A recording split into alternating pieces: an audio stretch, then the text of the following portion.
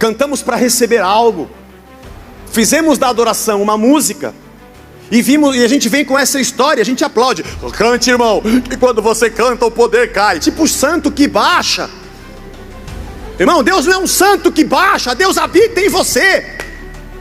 Canta essa música e invoca a Deus. Onde o Senhor está? Deus vem, Ele fala, estou dentro de você. Esse não é o nosso Deus, nós somos cristãos. Você viu em algum lugar Jesus dizendo que nós tínhamos que carregar uma arca? Lógico que não, Ele é a própria arca. A arca era Deus no meio do povo, agora Ele é Emanuel, Ele é Deus no meio do povo. Joga essa arca fora. Não, mas dentro da arca tinha o maná. O maná era o pão que descia do céu. Então, eu sou o pão vivo que desceu do céu. Esquece, o maná. Escuta, está fazendo a campanha do maná na igreja? Cristo já veio. Isso não é cristianismo.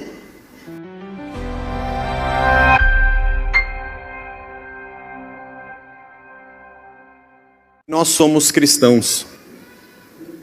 Por isso nós adoramos a Cristo. Nós não temos vários deuses. Nós temos um Senhor. E que tudo que você lê nas Escrituras aponta para um único Senhor. Antes dele, tudo tem um símbolo e é uma sombra do que viria, Cristo. E depois dele, tudo tem sentido e vive nele e na sua verdade. Eu queria fazer uma pergunta ao iniciar o nosso quarto estudo sobre adoração. Já falamos sobre sairmos de uma condição de rebelião para uma condição de adoração a Deus. Falamos sobre os mandatos de Deus e como nós o adoramos em tudo que fazemos. Semana passada falamos sobre a adoração em espírito e em verdade, que Jesus disse à samaritana. E eu quero perguntar a você, quem está no centro da adoração? Quem é merecedor e a quem é devida a nossa adoração? A quem você adora quando você diz que adora a Deus? Pense bem antes de responder.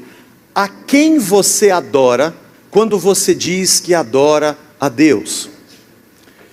João capítulo 14, a partir do primeiro versículo, a Bíblia diz assim, você conhece esse texto: não se turbe vosso coração, credes em Deus, crede também em mim. Na casa de meu pai há muitas moradas, se assim não fora, eu vos teria dito.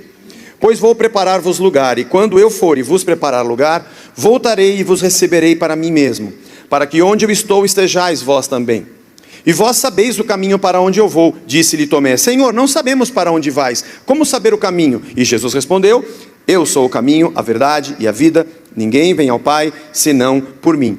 Se vós me tivesseis conhecido, conheceríeis também meu Pai. Desde agora o conheceis e o tendes visto. Mas replicou-lhe Filipe: Senhor, mostra-nos o Pai, isso nos basta. E Jesus lhes disse: Filipe, há tanto tempo eu estou convosco, e não me tens conhecido? Quem me vê a mim, vê o Pai. Como dizes tu, mostra-nos o Pai? Não crês que eu estou no Pai e o Pai está em mim? As palavras que vos digo, não as digo por mim mesmo, mas o Pai que permanece em mim faz as suas obras. Um pouco mais adiante, no capítulo 16, no verso 13, Jesus diz: quando vier, porém, o Espírito da verdade, ele vos guiará a toda a verdade, porque não falará por si mesmo. Vamos ler só o que está escrito. O que o Espírito Santo faria quando viesse e faz. Não fala por si mesmo. Não fala da sua vontade. Não fala de si. Mas dirá tudo o que tiver ouvido e vos anunciará as coisas que hão de vir. Ele me glorificará, porque há de receber do que é meu e vô-lo há de anunciar. Recebe o que é do Filho e anuncia a nós. Tudo quanto o Pai tem é meu. Por isso é que vos disse que há de receber do que é meu e vô-lo há de anunciar. A quem você adora quando você diz que adora a Deus? Por que essa pergunta? Porque nós temos uma tendência, da nossa natureza pecaminosa, de criarmos um Deus à nossa imagem e semelhança. Nós projetamos no Deus que nós inventamos o que nós queremos que Ele seja. Por isso nós o adoramos. E ficamos bravos quando Ele se distancia da imagem que nós fizemos dele mesmo. E a nossa adoração se torna capenga, desfocada, míope, sem um pingo de valor. Porque não estamos diante de Deus, mas diante de um Deus que nós fizemos para adorar. Deus se torna um ídolo feito por mãos humanas. E o fato de que Deus abominava essa prática, e já havia dito isso ao seu povo quando saía do deserto para entrar na terra prometida, sobre os costumes dos povos pagãos que habitavam na terra, sobre os deuses que eles criam e sobre suas imagens, dizendo: eles cortam um pedaço de madeira de árvore no bosque, esculpem para si um deus e se prostram diante dele. Mas é a mesma coisa que nós fazemos hoje. Nós só não vamos ao bosque para cortar a madeira, mas nós idealizamos o que queremos que Deus seja para nos satisfazer. Porque na verdade, estamos invertendo tudo que veio desde a criação, e após a queda, no pecado, foi desfeito. Ao invés de eu e você existirmos para a glória de Deus, nós queremos que Deus exista para a nossa glória. Não é tema de hoje, mas passa perto. Mas se tem uma coisa que me arrupeia, é quando alguém me diz assim: ó Zé, fica tranquilo porque Deus vai te honrar. Eu falo: não, por favor, não. Eu não quero que Deus me honre, porque eu não fui feito para ser honrado por Deus. Ele sim é Senhor, para ser honrado e exaltado pela minha vida. Parece bonito esse discurso. Ele é hedonista, ele enche o nosso orgulho. A gente sai da igreja de peito cheio, porque Deus vai me honrar e me abençoar, como se eu fosse o centro da existência e Deus fosse satélite e girasse ao meu redor. E para que Ele fosse glorificado, eu devesse ser honrado e exaltado nessa terra. Ainda que, em tudo que eu faço para a sua glória, eu não sou maior do que Ele. Ele já entregou sua vida na cruz pela minha salvação. E agora eu devo dizer: eu também estou crucificado com Cristo. E já não vivo mais eu, mas Ele vive em mim. E a vida que eu vivo hoje, eu vivo para Ele. Há pessoas que querem que Cristo seja crucificado uma segunda vez, que Ele morra uma terceira, e que Ele continue uma obra que já foi feita na cruz. Só que agora, para que você tenha mais dinheiro, ou mais honra, ou uma empresa melhor, ou um carro melhor do que o seu vizinho que é espírita, ou seja lá o que for. Porque fazemos da nossa fé uma competição de valores. E queremos provar para os outros, goela abaixo, que Deus é melhor, porque meu carro é melhor, porque a minha roupa é melhor, porque a etiqueta da minha calça é melhor. E isso significa que Deus está me honrando, como se Ele tivesse morrido na cruz, para que ao invés de eu ir para 25 de março, eu fosse para os jardins comprar a minha calça. Como se o seu sangue derramado fosse para isso. Mas não é por isso que Cristo morreu na cruz. Não foi isso que Ele fez por nós. Quando você adora a Deus, a quem você adora? O homem conheceu o Deus Criador por tradição oral e depois pelas escritas de Moisés, de que Deus havia criado céus e terra, homem e mulher. Tudo que vemos e tudo que existe, tudo que há na terra, a própria terra e o que há nela. E nas mãos dos homens foi entregue a gestão de tudo isso. Mas é interessante que nós lemos as Escrituras e não percebemos que tudo que está ali desde o princípio aponta para Jesus Cristo. E a Bíblia contém uma narrativa histórica de um povo, e através dessa história, Deus se revela, e a sua revelação, ela vai se avolumando e crescendo, como nós costumamos dizer, a revelação progressiva de Deus ao homem está nas Escrituras. Porque antes era o Deus de Abraão. Quem é o Deus de Abraão? Eu sei lá quem é o Deus de Abraão, é o Deus de Abraão. Para quem vivia naquela época, quem é o Deus de Abraão? É o Deus, é Deus. Mas como é que ele é? Onde está escrito? Não sei, não tem nada escrito. Quem é o sacerdote? Não tem nenhum sacerdote, não tem nenhum templo, não tem igreja, não tem pastor, não tem rádio, não tem TV, não tem nada. Mas ele falou com você o quê? Falou para eu sair da minha terra e ir para a terra que ele vai mostrar. E onde é essa terra? Não sei porque ele vai mostrar. E quem é ele? Não sei porque eu nunca vi. E Abraão é o pai da fé porque ele creu sem ter nenhuma prova, nada. Mas você concorda comigo que a revelação de Deus ao homem era muito pequena e ele nem sabia quem era Deus. E ele assim obedece, e aquilo que ele viveu, ele passa para o seu filho, Isaac, que em alguns aspectos comete alguns erros muito semelhantes. Depois ele passa para o seu neto, o Isaac passa para o filho dele, que é neto de Abraão, que é Jacó. Aí já virou o Deus de Abraão, Isaac e Jacó. Bom, quem é o seu Deus? É o de Abraão e do Isaac e de Jacó. O Abraão é aquele que levou Isaac para ser sacrificado. Já tem uma história um pouco maior. É um Deus que exige algo do homem na sua fé, mas é um Deus também que se sacrifica pelo homem, e ele não precisa de um sacrifício humano. Opa, já começou mostrando que não é isso que lhe agrada, porque ele mandou Abraão descer. Isaac guardou essa história, e mais as que ele viveu, porque ele teve 2 filhos, e a sua mulher não podia ter filhos, assim como a sua mãe Sara, ela também não podia ter dado a luz a ele. E essa história vai crescendo, e o que Deus fez na vida de Isaac, e fez através da vida de Raquel e de Lia.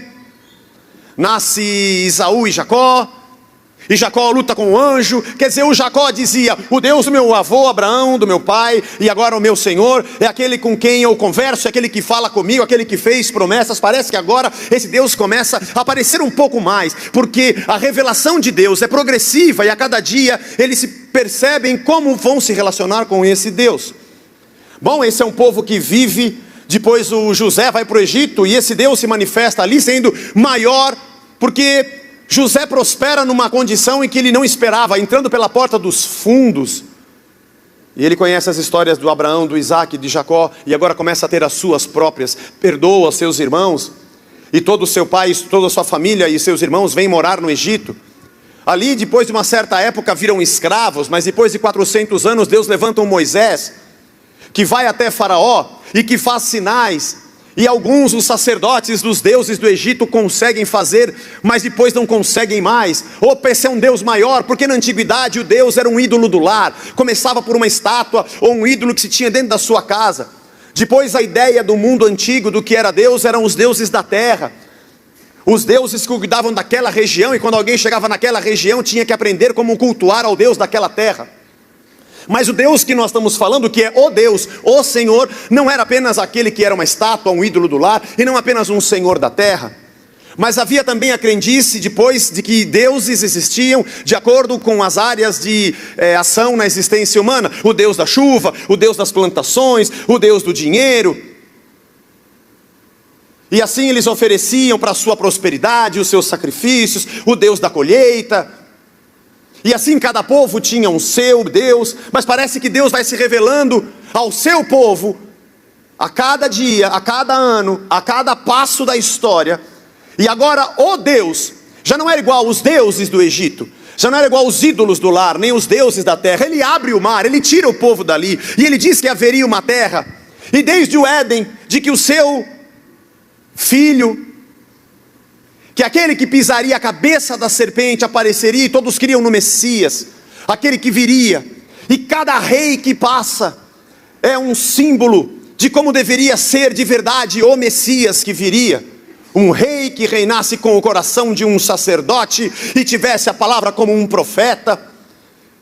E assim esse Deus começa a se revelar, e Moisés recebe a lei. Opa, depois de tanto tempo da existência desse povo andando com Deus, depois de 3 gerações de Abraão, Isaac, Jacó, e depois a de José, depois de 400 anos no Egito, depois de Moisés, vai para o deserto, aí começa a vir a lei, e esse povo começa a entender um pouco mais como Deus é, o que ele gosta, o que ele não gosta, o que deve se fazer, o que não deve se fazer. Ora, parece que a ideia de quem é Deus começa a crescer para esse povo. Abraão tinha muito pouco entendimento sobre quem era Deus, ele creu sem conhecer. Falamos que queremos a unção do Jacó, mas o Jacó conhecia quase nada sobre Deus.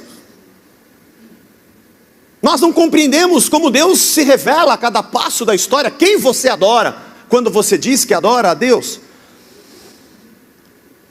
E assim esse Deus, que não é um ídolo familiar, não é um senhor da terra, não é o senhor das plantações, começa a se demonstrar ao seu povo como o Senhor dos senhores, como de verdade o Senhor Criador e Senhor sobre céus e terra. E os salmistas cantam e declaram também a revelação de Deus. Os céus proclamam a sua glória, o firmamento anuncia a obra das suas mãos. Ele se assenta na eternidade, e a terra é apenas o estribilho dos seus pés. É um Deus de justiça, mas também é um Deus que salva. É um Deus que deseja o arrependimento e a comunhão com o seu povo.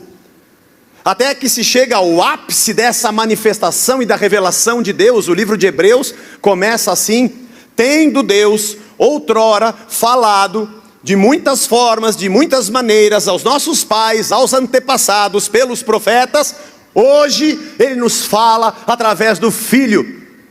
porque ele é a imagem do Deus invisível. Aquilo que Abraão não viu, que Isaac não viu, que Jacó não viu, as promessas que eles receberam, mas não viram se cumprir. Não, a promessa era muito mais do que chegar numa terra. Eu vou chegar na minha promessa, onde está a minha terra? É muito mais do que isso, irmão. Porque depois de estar na terra tinha muito para viver, porque a grande promessa era a vinda do Cristo, a vinda do Messias, a salvação do homem que havia pecado e se distanciado de Deus, e agora voltaria ao Pai. E Jesus Cristo é Deus Emanuel, Deus com a gente, Deus entre nós, o Senhor que vive, o Deus que fala. E tudo que está escrito a respeito dele, tudo que a gente aprendeu com os nossos antepassados, tudo que está na lei, tudo que está nos profetas, agora a gente vê nele. Sua compaixão, seu amor, sua misericórdia, sua justiça, seu jeito de viver, o jeito de pensar, o jeito de reagir. Agora Deus está presente, ele é Emanuel. Aliás, tudo que está escrito e veio antes faz sentido, porque agora a gente vê. E nossas interpretações antigas tinham muitos equívocos, porque agora a gente consegue ver. Porque vendo Cristo, a gente entende quem é Deus. Aí a gente volta para ler o início das Escrituras, quando diz que a terra era sem forma e vazia, e o Espírito de Deus pairava sobre a face das águas. Bom, então ali estava o Criador, e ali estava o Espírito, e Deus disse, o Logos, a palavra, o verbo, haja luz. E Paulo vai dizer, lá em Colossenses, que tudo foi feito por ele. João diz isso nos primeiros versos do seu evangelho. E que sem ele, nada do que foi feito se fez. E aí a gente volta para o Gênesis e vê Deus dizendo, façamos o homem a nossa imagem e semelhança. E Jesus Cristo dizendo, ô Felipe, você ficou doido? Como você quer que eu te mostre o Pai? Eu e o Pai somos um. Então são dois? Não, são um. E quando vier o Espírito, então são três. Mas são um. Porque quando vier o Espírito, não vai falar por si mesmo. Não é um negócio separado. Não. Ele vai completar a obra que eu disse. Vai fazer vocês lembrarem tudo que eu disse a vocês. Porque as coisas que eu faço pelo Pai. Porque o Pai está em mim e eu nele. E o Espírito está em nós. Porque ele vai fazer lembrar o que eu disse. Não há separação. A palavra Trindade não aparece na Bíblia. Mas ela é evidente. O Deus Pai, o Deus Filho, o Deus Espírito. Um mistério de entendimento de como esse Deus é. Mas quem você adora quando você diz que adora? Quem é que brota na imagem na sua cabeça quando você abre o seu sorriso numa canção e diz Senhor?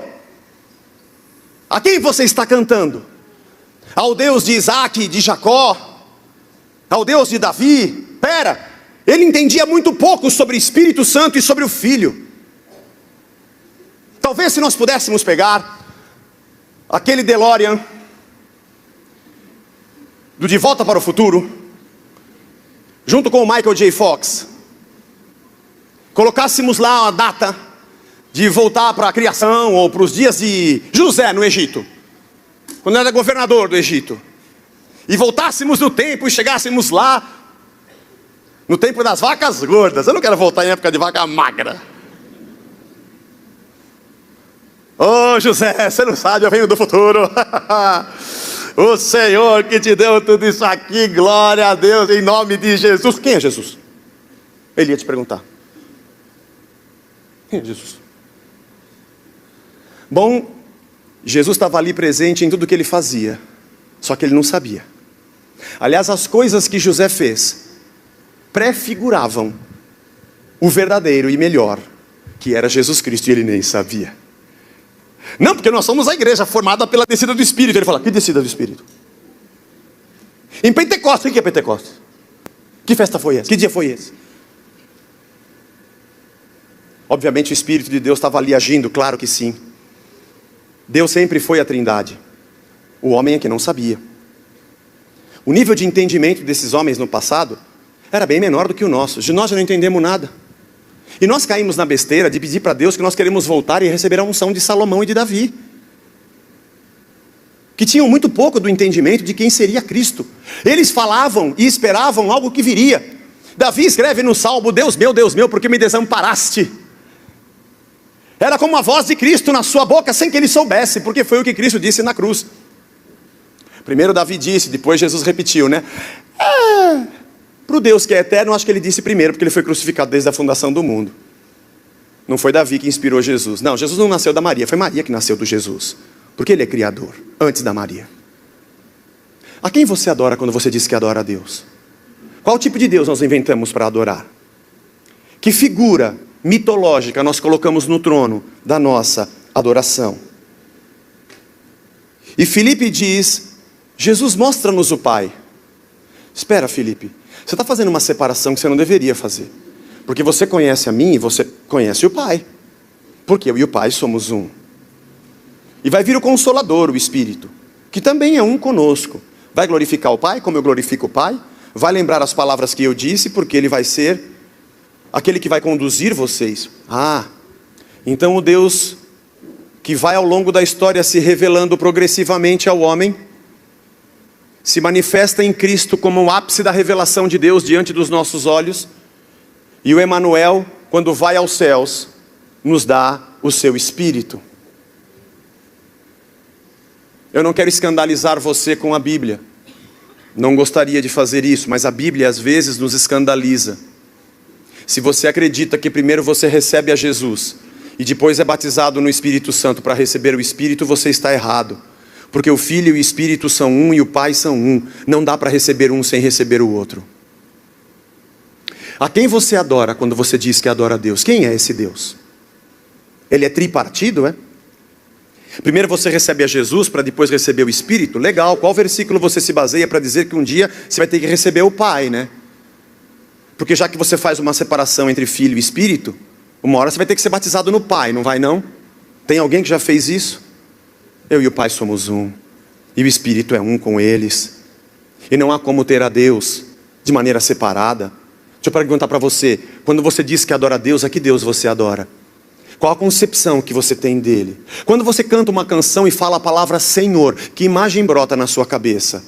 O Deus de Abraão, Isaac e Jacó? Se quando você fala Senhor, você não imagina o Pai, o Filho e o Espírito, eu tenho que te perguntar, a quem você adora quando você diz que adora a Deus? Eu não posso dizer a você que está errado nós usarmos a palavra Senhor. Não, está tudo certo, nós vamos cantar assim, porque Ele é Senhor. Ele é o Deus que cria, e o homem se rebela no pecado. Ele é o Deus que se entrega e se sacrifica, e o homem, crendo mediante a fé, é salvo. Ele é o Deus que habita então no homem, para que o homem ande e seja santificado por Ele. O Deus que cria e redime, santifica para a eternidade. A quem você ora quando você diz que ora a Deus? A quem você ama quando você diz que ama a Deus? Quando não conhecemos a Deus como Ele é, deuses da nossa imaginação, ídolos da nossa religião tomam o seu lugar. Isso é o que mais acontece. Nós somos um movimento, não sei se vamos chamar isso de uma religião, mas quando se fala de meio evangélico, e eu fiz aqui alguns exemplos interessantes de extremos, antes da pregação, a princípio será que seria o mesmo Deus? Alguém prega que Cristo fez um sacrifício e por isso você está ligado a Deus. E uma outra pessoa dentro da mesma religião diz que nessa semana você tem que vir no dia tal para fazer o sacrifício para que Deus possa te abençoar. São da mesma fé? Um está pregando o Deus da época das Escrituras, aonde tinha que se oferecer um sacrifício. E o outro prega um Deus que é Cristo, vindo em carne e morrendo por cada um de nós. A quem você crê? Ou em quem você crê quando você crê que diz que crê em Deus? A quem você adora? Quando não conhecemos a Deus como Ele é, tem um outro risco. O nosso narcisismo nos coloca no centro. Ou colocamos um Deus que não é Deus, ou colocamos a nós mesmos como deuses. Lembre-se que a adoração, falamos isso a semana passada, é uma reação à revelação de Deus diante de nós. E quando o conhecemos, nos rendemos e nos prostramos. E é um movimento vertical, onde nós entregamos a Ele toda a nossa adoração e o nosso louvor em tudo que fazemos, como diz Hebreus 13:15, por meio de Jesus, pois, ofereçamos a Deus sempre sacrifícios de louvor, que é, o que é? Frutos de lábios que confessam o seu nome. É muito perigoso você pensar em Deus sem pensar em Jesus. você corre um risco de colocar outro sacrifício diante de um Senhor que não é o Senhor. O que eu quero dizer quando eu digo Senhor? Na minha mente está o Cordeiro? Na minha mente está o sacrifício de Cristo por mim? Ou apenas um Deus, uma figura do Antigo Testamento, quando o homem não conhecia ainda plenamente a revelação de Deus? Será que nossa fé cristã pode subsistir sem Cristo? Grande parte do relacionamento deste povo, chamado evangélico, com Deus, é muito mais a figura judaizante do que cristã. Porque usamos mantos, vou falar no plural, da primeira pessoa do plural, para não achar que a gente é sectarista, mesmo sendo, só para eles não pensarem. Mas vamos lá, usa manto, carrega uma arca, usa um cajado.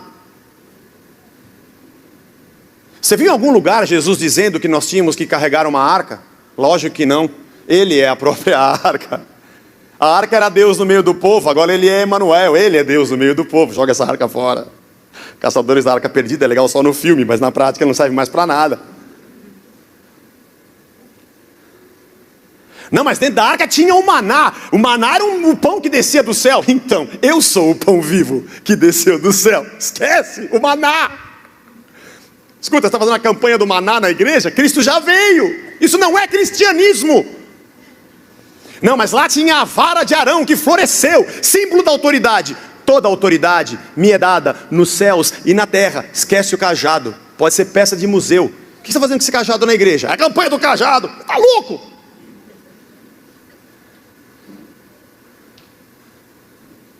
Não, mas dentro da arca tinha as tábuas da lei, que é a palavra que nos guia. Eu sou o verbo de Deus, eu sou a palavra encarnada, eu sou o logos de Deus. Mas quebraram as tábuas, deixa para lá, não serve mais. A quem você adora quando você diz que adora?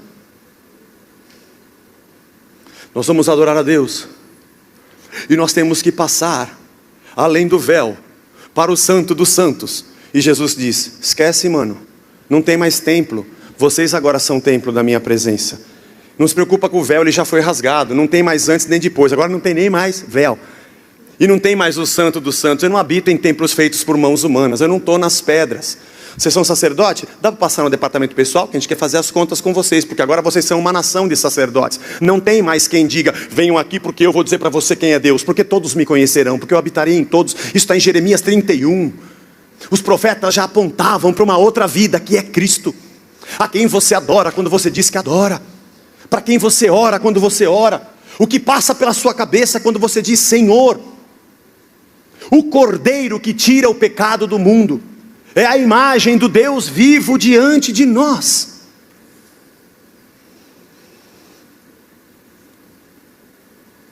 Há uma série de mensagens, acho que de 2014, que eu te convido a assistir, do pastor Ed René.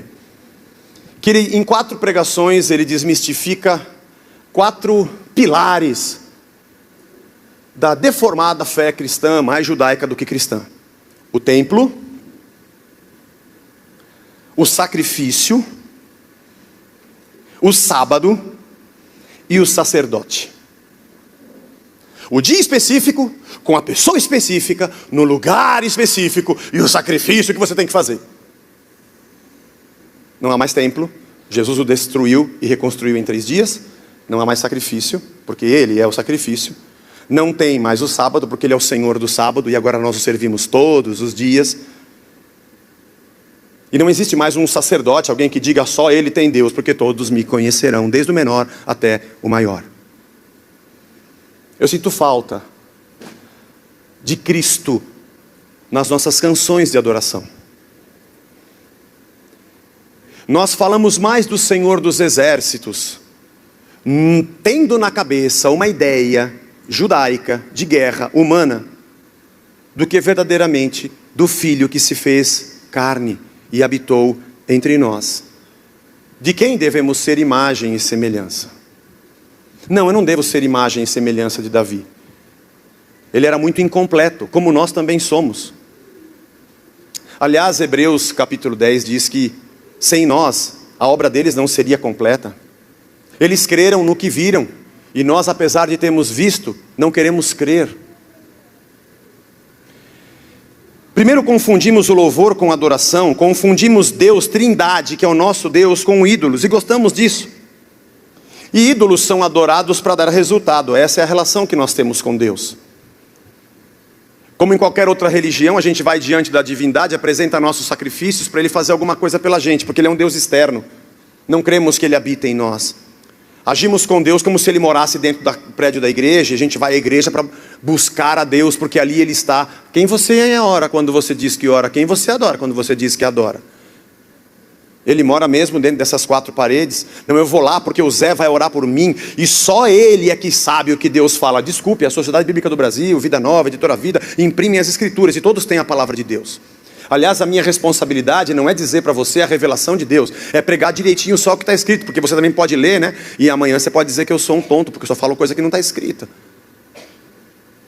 E você é responsável, no sacerdócio universal de cada um de nós, de não se entregar a vãs doutrinas, e não se cercar de mestres, querendo ouvir o que você quer ouvir, e nem gente que prega o Deus que você quer que seja pregado, que foi inventado pelo nosso narcisismo, para sermos satisfeitos por ele. E não vamos à igreja para fazer alguma coisa, oferecer alguma oferenda. Deus não é o King Kong, eu já disse isso aqui, que ele vem nervoso, a gente pega uma moça virgem, de branco, coloca ela ali, e quando o King Kong pega ela, agora tudo bem, não vou matar vocês mais.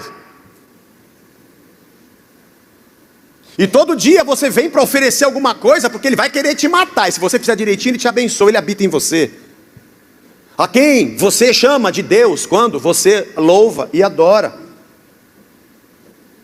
Cantamos para receber algo, fizemos da adoração uma música, e a gente vem com essa história, a gente aplaude.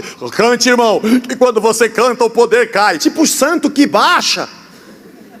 Irmão, Deus não é um santo que baixa, Deus habita em você. Canta essa música e invoca a Deus. Onde o Senhor está? Deus vem. Ele fala, estou dentro de você. Esse não é o nosso Deus, nós somos cristãos. Ele não está distante, Ele habita em nós. A quem nós adoramos quando dizemos que adoramos a Deus? Vamos adorar a Deus, canta agora. Eu vou vencer, eu vou conquistar, eu sou bom. Eu. Deus me abençoará, Deus me fará, Deus me dará, Deus a mim. E você sai inchado, gordo. E Deus, enquanto você canta sobre você, do céu, olha e fala, quando começa o louvor. Nós estamos aqui louvando o Senhor. Não, você não está louvando, está cantando para você. Você está cantando de você. Pior é quando tem versículos distorcidos, para você se sentir bem, e Deus fala, não é isso que eu escrevi. Não, então deixa para lá, eu quero cantar.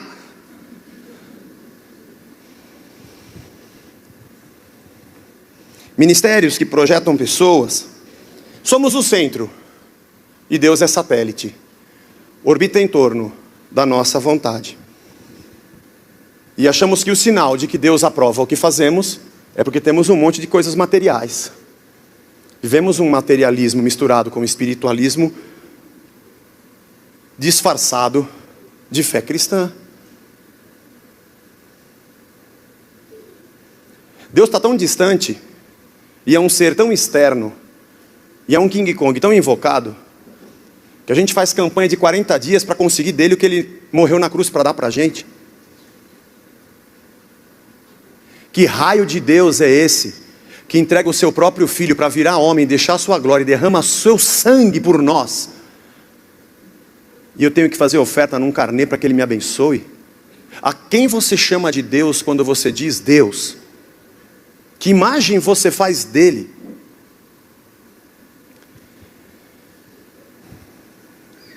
Jesus é o maior ato de Deus em se revelar ao ser humano. Ele é Emanuel. Ele é o Deus conosco. A Trindade é o nosso Deus. O Deus Criador.